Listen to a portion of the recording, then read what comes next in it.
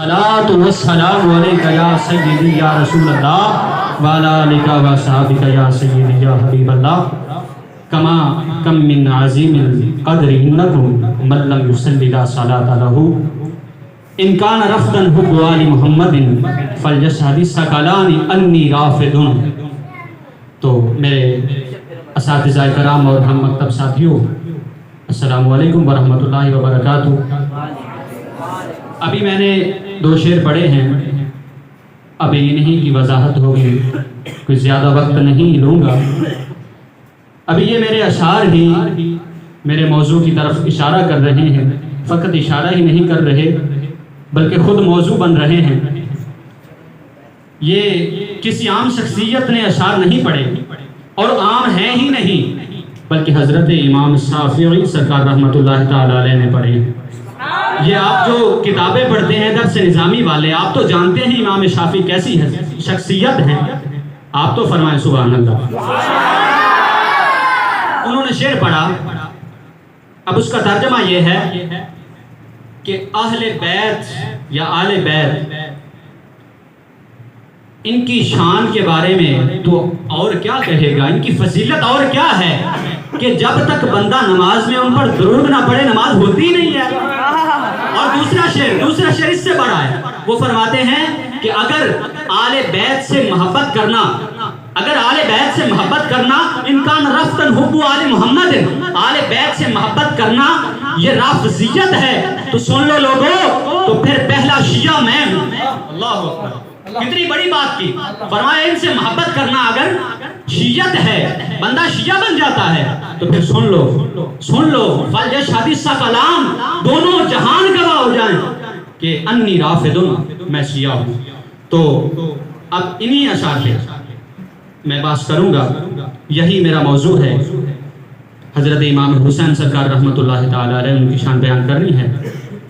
اب ایک حدیث پیش کرتا ہوں، سبھی توجہ سے سنیے گا۔ عن ابی ہریرہ رضی اللہ عنہ ان النبی صلی اللہ علیہ وسلم جلس فی المسجد فجاء الحسین یمشی حتی سقط فی حجرہ صلی اللہ علیہ وسلم فجعل اصابعه في لحية رسول الله صلى الله عليه وسلم ففتح رسول الله صلى الله عليه وسلم فمه فادخل فاه في فيه ثم قال اللهم إني أحبه فأحبه وأحب من يحبه۔ اب اس کا ترجمہ سماعت فرمائیے۔ حضرت ابو ہریرہ رضی اللہ تعالیٰ عنہ روایت کرتے ہیں کہ بے شک نبی کریم صلی اللہ علیہ وآلہ وسلم مسجد میں تشریف فرما تھے، اچانک حضرت امام حسین رضی اللہ تعالیٰ عنہ آپ تشریف لائے اور چلتے چلتے حضرت محمد صلی اللہ علیہ وآلہ وسلم جو سرور کائنات ہیں ان کی گود مبارک میں تشریف لے آئے، پھر اپنی انگلیوں کو حضور کی داڑھی مبارک میں اس طرح پھیرنے لگے اپنی انگلیوں۔ تو حضور نبی کریم صلی اللہ علیہ وآلہ وسلم نے اپنے منہ کو کھولا اور اپنا منہ حضرت امام حسین کے منہ کے ساتھ لگایا، پھر فرمایا اے اللہ میں حسین سے محبت کرتا ہوں، تو بھی اس سے محبت فرما، اور جو حسین سے محبت کرے تو اس سے بھی محبت فرما، جو حسین سے محبت کرے۔ اور اپنا لعاب حضرت امام حسین کے منہ مبارک میں داخل فرمایا۔ تو امام ابن الجوزی نے ذم الہوا میں یہ بات نقل کی ہے کہ اپنا لعاب دوسرے کے منہ کے اندر ڈالنا اور پھر لعاب معدے تک پہنچ جاتا ہے، اس سے محبت بڑھتی ہے۔ وہ فرماتے ہیں، ان کا ایک انداز ہے، وہ فرماتے ہیں کہ منہ کے ساتھ منہ لگا کے، جب ایک بندہ دوسرے بندے کے ساتھ منہ لگا کے لعاب اس کے اندر، یہ اس کے منہ کے اندر، پھر لعاب معدہ تک پہنچ جاتا ہے، پھر وہ دونوں سانس لیتے ہیں تو دونوں کا سانس ایک ہی نالیوں میں، ایک دوسرے کی نالیوں میں گردش کرتا ہے، پھر وہ غبار پورے جسم میں گردش کرتا ہے، حتیٰ کہ کچھ غبار دماغ تک پہنچ جاتا ہے اور کچھ غبار معدہ کے اندر حلول ہو کر وہ دل تک پہنچ پہنچ جاتا ہے، پھر بندہ ایک یا دو والی قید سے ختم ہو جاتا ہے، پھر محب محبوب بن جاتا ہے، اتنا پیار آ جاتا ہے، محبوب محب بن جاتا ہے، پھر ایک ہی چیز ہو جاتی ہے، دوسرے کا تصور ہی نہیں رہتا۔ تو حضور نبی کریم صلی اللہ علیہ وآلہ وسلم جو سرور کونین ہیں، انہوں نے اپنے منہ کو، اپنے منہ مبارک کو حضرت امام حسین کے منہ کے ساتھ ملایا اور اپنا لعاب دہن ان کے منہ میں داخل فرمایا اور وہ معدے میں چلا گیا۔ ارے میں اس کو کیسے بیان کروں، میں ایک یا دو والی قید کو کیسے بیان کروں، میں فقط اتنا بیان کر سکتا ہوں، میں فقط اتنا بیان کر سکتا ہوں۔ کسی شاعر نے کہا کہ من تو شدم تو من شدی، من تن شدم تو جان شدی، تاکس نگوید بعد ازی من دیگرم تو دیگری۔ وہ کہتا ہے کہ میں تو ہو جاتا ہوں، تو میں ہو جا، میں جسم ہو جاتا ہوں، تو اس میں جا ہو جا، پھر یہ کوئی نہ کہے کہ تو اور ہے، میں اور ہوں، میں اور ہوں، تو اور ہے، ہم دونوں ایک ہی ہو جاتے ہیں۔ تو حضور نے فرمایا حسین منی وانا من الحسین احب اللہ من احب حسین۔ حضور نے فرمایا کہ حسین مجھ سے ہے اور میں حسین سے ہوں، اور اللہ اس سے محبت کرتا ہے جو حسین سے محبت کرتا ہے۔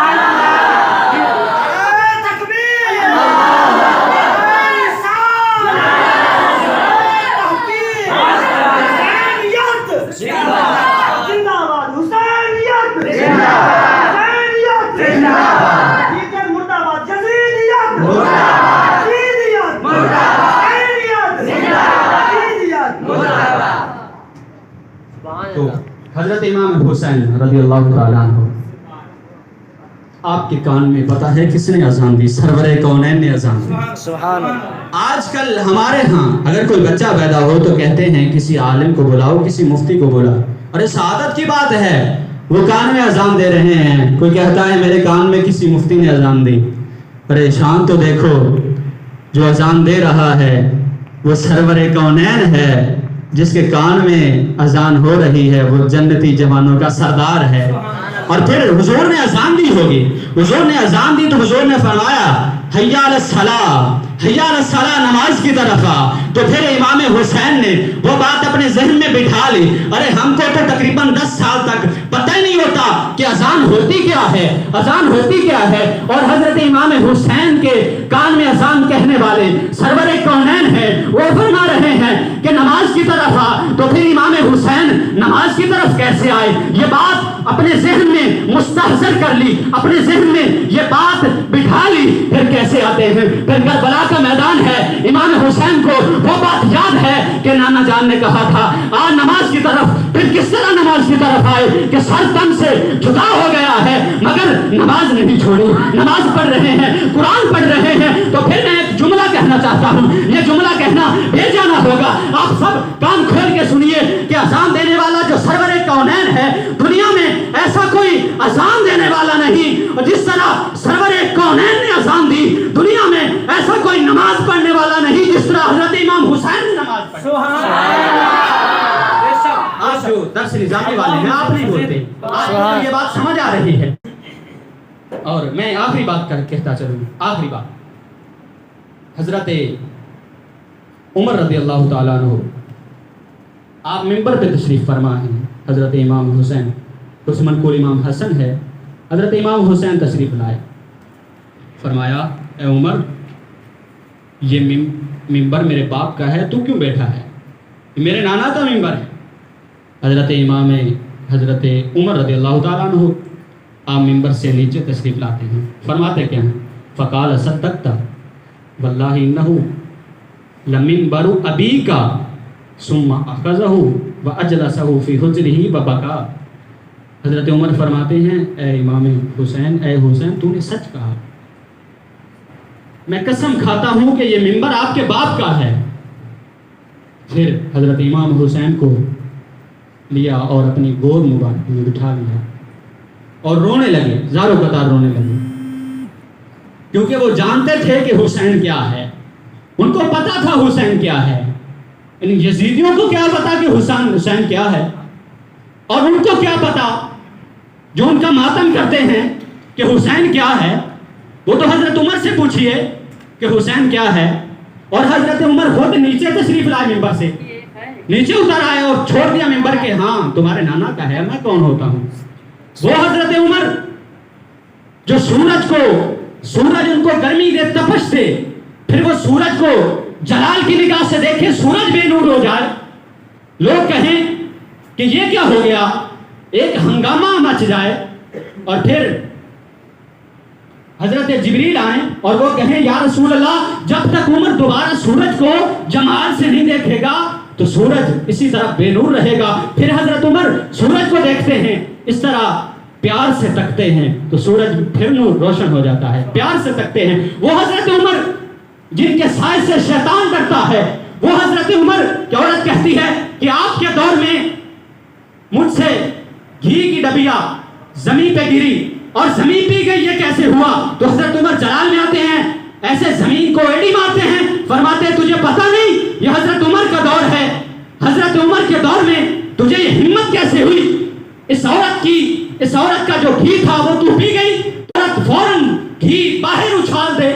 وہ حضرت عمر منبر سے نیچے اتر آتے ہیں، ان کو پتا ہے کہ حسین کیا ہے، وہ جانتے ہیں کہ یہ کیسی ہستی ہے، ان کو پتا ہے یہ وہ ہستی ہے جس کو حضور نے اپنے کندھوں پر بٹھایا ہے، یہ وہ ہستی ہے جن کے لیے حضور نے اپنے سجدے کو لمبا فرمایا ہے، یہ وہ ہستی ہے، وہ جانتے تھے یہ وہ ہستیاں ہیں کہ حضور نے فرمایا الحسن والحسین سیدا شباب اہل الجنہ، حسن اور حسین جنتی جوانوں کے سردار ہیں۔ وہ حضرت عمر جانتے تھے کہ یہ کون سی ہستیاں ہیں، وہ جانتے تھے کہ حضور نے فرمایا ہما ریحانات آیا من الدنیا، کہ یہ جنتی پھول ہیں، یہ دونوں جنتی پھول ہیں۔ ارے وہ حضرت عمر جانتے تھے، وہ جانتے تھے کہ یہ کیسی ہستیاں ہیں۔ میں آسان زبان میں کہتا ہوں، وہ جانتے تھے کہ تیری نسل پاک میں اے بچہ نور کا، تو ہے عین نور، تیرا سب گھرانہ نور کا۔ ارے وہ جانتے تھے، وہ حضرت امام حسین کو جانتے تھے، اور اس طرح جانتے تھے، آخری بات کہہ رہا ہوں، وہ اس طرح جانتے تھے کہ شاست حسین بادشاہست حسین، شاست حسین بادشاہست حسین، سرداد نداد دست در دست یزید، حقا کے بنا لا الہ است حسین۔ میری یہی آخری بات تھی، اور دعا ہے کہ اللہ تعالی ہمیں اس پیچیدہ موضوع کو اچھی طرح سمجھنے کی توفیق عطا فرمائے، اور جس طرح بیان کرنے کا حق ہے ہم واللہ اس طرح بیان نہیں کر سکتے، اللہ تعالی ہمیں بیان کرنے کی حق، سچ بیان کرنے کی توفیق عطا فرمائے۔ وما علینا الا البلاغ۔